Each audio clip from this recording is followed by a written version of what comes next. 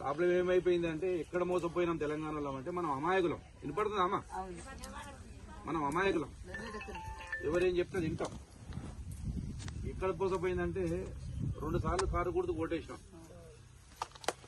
2 సార్లు కారు గుర్తుకి వేసినాక కరెంట్ రాబట్టే కరెంట్ ప్రాబ్లం బాయ్, నీళ్ల ప్రాబ్లం బాయ్, ఏది రైతు బంధు రాబట్టే, 2000 పింఛన్ రాబట్టే, బిడ్డ పెళ్లి చేస్తే 1,00,000 రూపాయలు రాబట్టే. ఇవి వస్తాయి, ఇవి ఎట్లయినా వస్తాయి.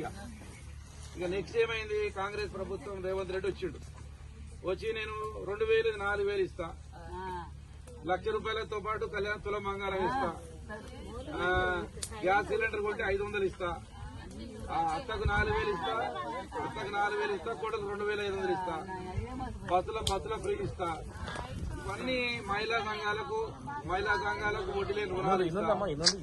ఏమన్నా నోటుకు నోరు, అది నోరు ఇంకేదో నాకు తెలియదు. అది ఏ నోటు కొత్తగా చెప్పిండు.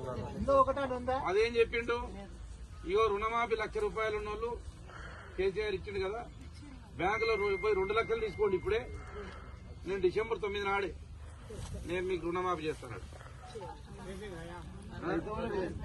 ఇక భూమిలోళ్ళకి కేసీఆర్ భూమిలోళ్ళకి ఇస్తున్నాడు కదా, భూమిలోళ్ళు ఏం పాపం చేసారు, వాళ్ళకి 12,000 ఇస్తున్నాడు. అరే ఇదేదో బాగుంది కదా, భూమి నిన్నోడికి ఇస్తున్నాడు కేసీఆర్, భూమి లేనల్లో ఏం చేశారు, మొత్తం మనకి ఇద్దామని వేసారు. ఏం చేశారు, నోటికి ఏదో వస్తే అది చెప్పడం వల్ల మోసపోయినాం.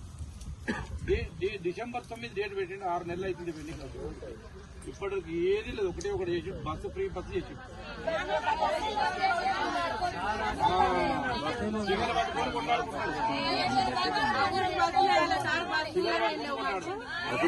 పెళ్లి చేస్తే నేను కళ్యాణాలకు చెక్కులు వస్తే ఇక చెక్కులు నా చేతులకు వెళ్ళి చెక్కులు తీసుకుని ఉంటారు.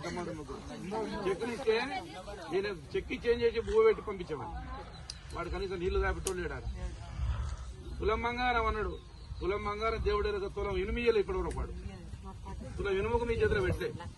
ఎందుకంటే ఈ మోసాలు జరిగినాయి కాబట్టి మోసం జరిగింది. ఆ మోసం పోవాలంటే మనం ఏమన్నా కొట్టేది. ఇప్పుడు ఊళ్ళో నీకు అన్యాయం జరుగుతుంది, ఒక ఆయన అన్యాయం చేసి బలవంతుడు, ఎవరి దగ్గర పోతావు, ఎదుటి దగ్గర పోతావు. ఇద్దరు వాళ్ళు ఒకటే అనుకో, మనకి న్యాయం జరుగుతుందా? అందుకే మనం మొన్న కాంగ్రెస్ పార్టీని గెలిపించినాం. వాగ్దానాలు చేయలేదు, రుణమాఫీ చేస్తున్నాడు. ఇవాళ ఏమంటారు రైతు బంధు గురించి. నేనేమంటున్నాను, రైతు బంధు 10 ఎకరాల వరకు ఇస్తావా, 5 ఎకరాల వరకు ఇస్తావా, 6 ఎకరాల వరకు ఇస్తావా, ఎంత ఇస్తావో క్లారిటీ చెప్పు. మనం రుణమాఫీ చేయమని అడగలే. మనం నేనేమంటాడు కేసీఆర్ గారు, నువ్వు రుణమాఫీ సంవత్సరానికి మేమేమంటలేము, కానీ నువ్వు ఎప్పుడైతే అధికారంలోకి వచ్చినావో ఆ రోజు నుంచి గడ్డం పెట్టి ఎల్లయ్యకి ఎంత అప్పు ఉంది, మల్లయ్యకి ఎంత అప్పు ఉంది, జంగయ్యకి ఎంత అప్పు ఉంది, ఈ పటేల్కి ఎంత అప్పు, బ్యాంకులో లోన్ తీసుకొని ఆ లోన్ నువ్వు హ్యాండ్ ఓవర్ చేసుకో మిత్రుతోటి. మిగతా రైతుల రుణాలు రెన్యువల్ చేసుకోమని కేసీఆర్ చెప్తాడు. దానికి సమాధానం లేదు. ఇప్పుడు ఏమంటాడు, నేను ఆగస్టు 15వ తారీఖు నాడు చేస్తాను. ఎవరి మీద ఓటేస్తున్నాడు? నాగరికల్లో వస్తే జేబులమ్మ అమ్మ మీద ఓటేస్తున్నాడు. యాదగిరి గుట్ట పోతే లక్ష్మీ నరసింహస్వామి మీద ఓటేస్తున్నాడు. వరంగల్ పోతే అమ్మవారి మీద ఓటేస్తున్నాడు. ఏ ఊరు పోతే ఆ గుడి మీద దేవుడి మీద ఉంటే ఒక ముఖ్యమంత్రి ఓటేయాల్సిన అవసరం ఏముంది? అంటే నీ మీద నమ్మకం పోయినట్టే కదా 5 నెలల. తండ్రి ఉంటాడు ఇంటికి, తండ్రి కొడుకు ఏమంటాడు, మా నాయన ఏమన్నా ఇస్తే మాట చెప్తే పండుగ బట్టలు పుట్టిస్తారా అంటే నా తండ్రి మాట నమ్ముతాడా లేదా? ఒట్టి బిడ్డ అంటాడు ఆ తండ్రి, అన్నాడు కదా. కొడుకు అన్నాడు అంటే నేను నాయన నీకు ఒట్టేసి చెప్తున్నా, నీకు మాట ఇస్తున్నా, బాగా చదువుకుంటా, మంచిగా పాస్ అవుతాని మాట ఇస్తాడు.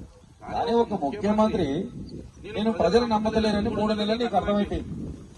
అంటే నీ మీద వ్యతిరేకత వచ్చింది. ఆ వ్యతిరేకత వచ్చింది కాబట్టి మళ్ళీ ఓట్లు వేసుకోవాలని దేవుళ్ళ మీద ఒట్టేస్తున్నాడు. పొద్దున లేస్తే